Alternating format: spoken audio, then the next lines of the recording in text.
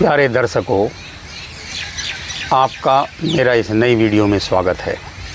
आज मैं आप लोगों के सामने बेहद ही महत्वपूर्ण विषय में अपने विचार रखूंगा। आज का मेरा विषय है उपवास, जिसे व्रत भी कहते हैं। आयुर्वेद में आया है व्याधि नाशाय लंघनम। यदि आप बीमारियों का नाश चाहते हो, यदि आप बीमारियां समाप्त करना चाहते हो, तो आपको भूखा रहना चाहिए। उपवास का मतलब है भूखे रहना।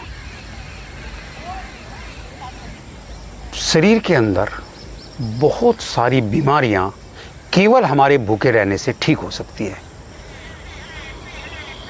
इसीलिए हमारे यहाँ उपवास का बड़ा महत्व है।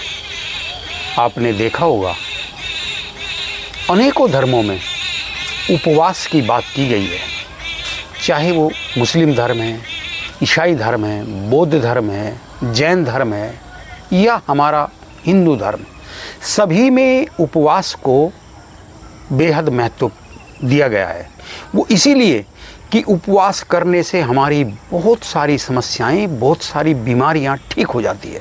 और अब तो नए नए जो रिसर्च हो रहे हैं वो बता रहे हैं कि आप यदि उपवास कर रहे हैं कुछ कुछ अंतराल के बाद, तो आपकी 70 से 80 यहाँ तक कि 90% तक कैंसर की जो संभावना है वो समाप्त हो जाएगी।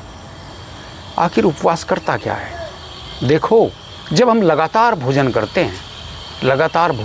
हैं तो शरीर की सारी ऊर्जा उसी भोजन को पचाने में लगी रहती है।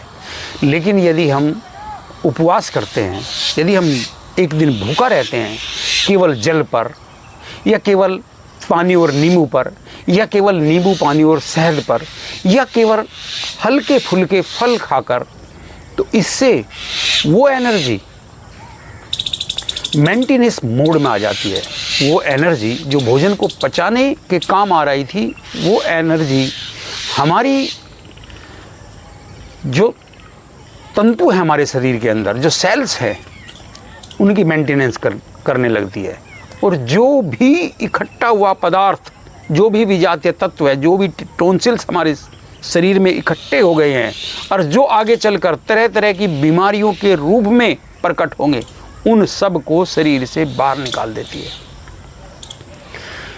आज हम देखते हैं कि लोग व्रत रहते हैं, लेकिन उनका तरीका ठीक नहीं है। कई लोगों का तरीका ठीक नहीं है। वो पूरे दिन भूखे रहेंगे और शाम को फिर ज़्यादा गरिष्ठ भोजन खाएंगे। वो अत्यंत हानिकारक है। पूरे दिन भूखे का रहने का मतलब है आप पूरे दिन भूखा रहें और शाम को भी या रात को भी आप बिल्कुल ही हल्का आहार करें, अन्यथा वो आपको लाभ की जगह हानि दे देगा। प्यारे दर्शकों, new England journal of medicines में एक रिपोर्ट प्रकाशित हुई है।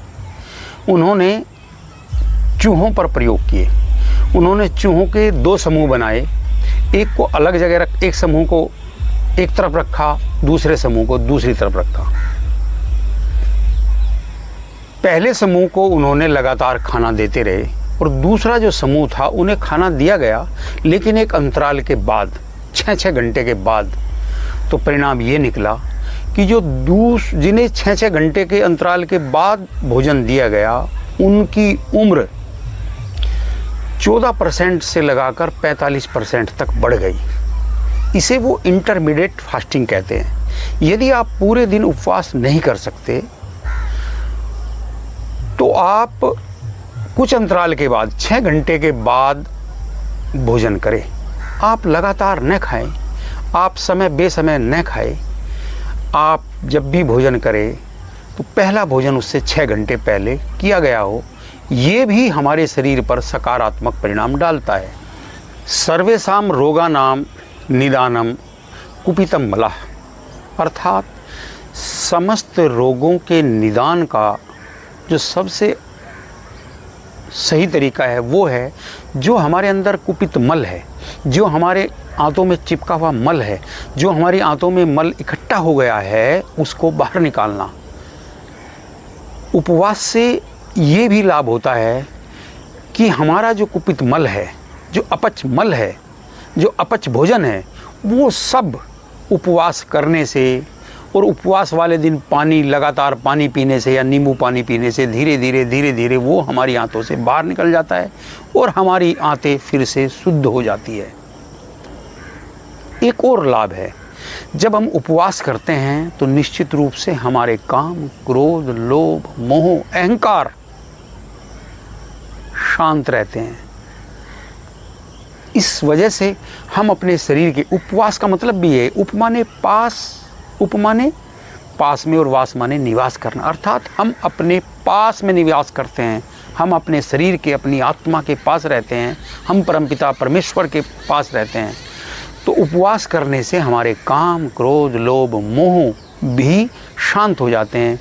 इसीलिए हमें निश्चित रूप से सप्ताह में एक बार उपवास ज़रूर करना चाहिए।